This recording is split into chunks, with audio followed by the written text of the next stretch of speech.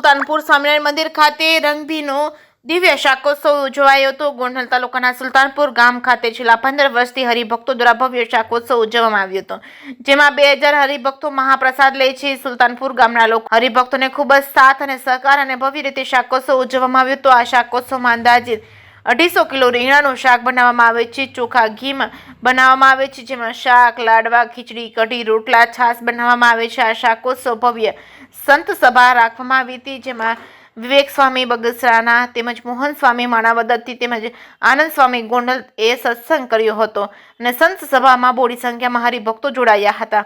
જે કેસની ગુજરાતી સાથે કમલેશ રાવરાણી, સુલતાનપુર। જય સ્વામિનારાયણ।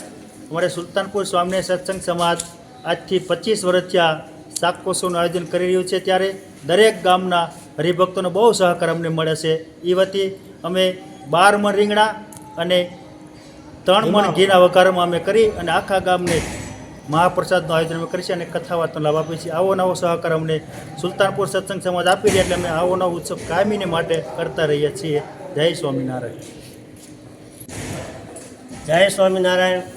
અમે 25 વર્ષથી આ સુલતાનપુરમાં સ્વામિનારાયણ મંદિરે શાક ઉત્સવ કરીએ છીએ અને ગામના બધા પરિવારો અમને ખૂબ સહકાર આપે છે।